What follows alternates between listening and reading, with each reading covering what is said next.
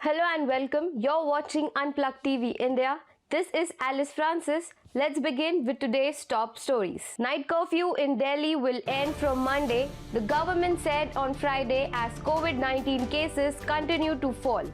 The Delhi Disaster Management Authority has also reduced the fine for not wearing masks from Rs 1,000 to 500.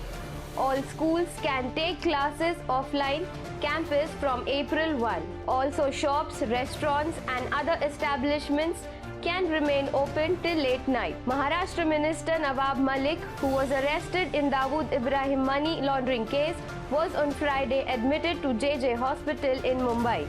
Malik has been remanded to Enforcement Directorate custody till March 3 in connection with the Dawood Ibrahim money laundering case.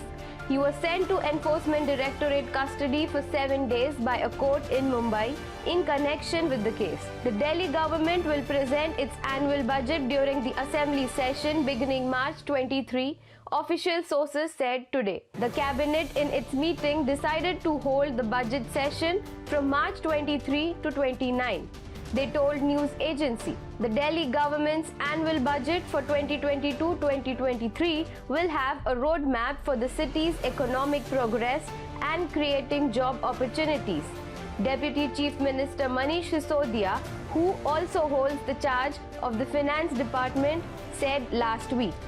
The Arvind Kejriwal government had invited feedback from people for preparing its budget. Russia-Ukraine crisis. Russia continues its attack on Ukraine for the second day, targeting its capital Kyiv.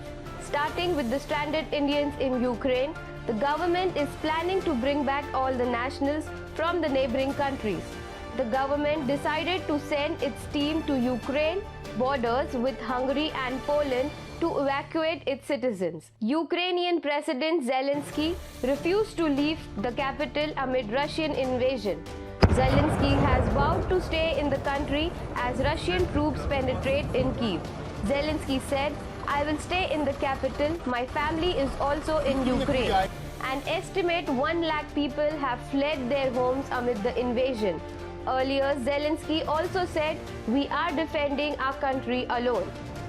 As Ukraine looks out for help from other country leaders, PM Modi spoke with Russian President Vladimir Putin on the phone, reiterating India's long-held belief that the issues between Russia and the NATO group can only be resolved by honest and sincere conversation. PM Modi also said that India's highest priority is the safe and exit and return of Indian standard in Ukraine. Before the invasion, Putin had addressed the world in which he declared that in response to a request from the head of the Donbas region, he had decided to launch a special military operation to safeguard people who have been subjected to abuse and extermination by the Kyiv dictatorship for 8 years.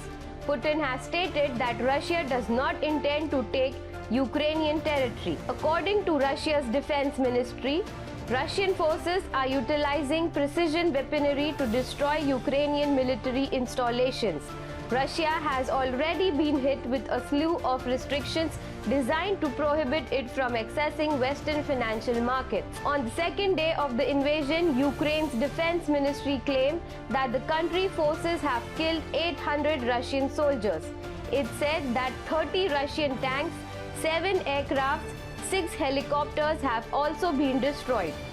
He also said that 137 Ukrainians were killed on the first day of the fighting. Meanwhile, amid growing attacks, Ukraine MP Sofia Fedina has sought pharmaceutical aid from India and added, "Ukraine needs not just weapon support but also psychological help. They are killing peaceful Ukrainians. I beg all Indian politicians to protect the human rights of sovereign country." She said in an interview she was speaking from inside a bomb shelter amid war with Russia. In response to the UK, Russia's Civil Aviation Authority has banned British flights from landing at its airport or crossing its airspace. The move came after the UK decided to ban Russia's national airline Airloft from landing in the UK following Russia's invasion of Ukraine. It quoted, "It's their tit for tat response. UK Defence Secretary Ben Wallace said the UK also announced its biggest ever economic sanctions against Russia. Amid Russian invasion, Ukraine's nuclear agency on Friday said that it was recording increased radiation levels from the dysfunction Chernobyl nuclear power plant. The site of the world's worst nuclear disaster, experts said the change was due to the movement of heavy military equipment in the area, lifting radioactive dust into the air. The Ukraine presidency said Russian forces have captured Chernobyl. Post-attack, fuel, cash and medical supplies are running low in parts of Ukraine after Russia's invasion, which could drive up to 5 million people to flee abroad. UN aid agencies said on Friday. At least 100,000 people are uprooted in Ukraine after fleeing their homes, while several thousands have already crossed into neighboring countries, including Moldova, Romania, and Poland. UN Refugee Agency spokesperson Shabia Manto told, meanwhile, people took to the streets of major United States cities to protest the Russian invasion of Ukraine. Demonstrators were seen carrying Ukrainian flags and chanting "Stop the war" and "Stop Russia now." We're concerned not only for Ukraine but for all of Europe. Putin needs to be stopped right now, otherwise everybody will pay the price, a protester said. For more news and update, keep watching Unplugged TV India. Till then, we hope for peace and safety for the Indians and people in Ukraine. This is Alice Francis signing off.